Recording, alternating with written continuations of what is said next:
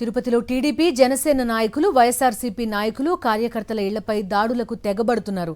శివజ్యోతి నగర్లోని corporator Anish royal ఇంటిపై దాడి చేశారు. కొర్లగుంటలో నగరపాలక సంస్థ కోఆప్షన్ మెంబర్ శ్రీదేవి ఇంటిపై కూడా దాడి చేశారు.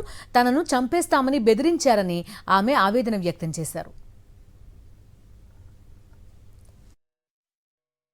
ఒక 20 బైకులు తెలుగుదేశం పార్టీ గుండాలు మా వీధి మీద ఫ్యాన్ తగిలించుకొని ఒక స్కూటర్ కి ఈదిలో లాక్కుంటూ కేకలు వేసుకుంటూ భయంకరంగా అందరూ ఇండ్లలో ఉండే వాళ్ళంతా కూడా బిత్తరపోయి బయట వచ్చారు. ఏమో జరిగిపోన్నది ఈదులు అన్నట్టు ఓని కేకలు అరుపులు.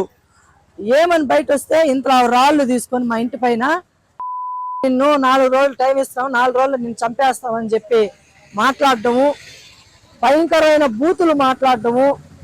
మేము జగన్ గారికి పనిచేసాము, అలాగే మేము అభినయ్ రెడ్డి గారు ఆయన అభివృద్ధి చేశారు తిరుపతిలో.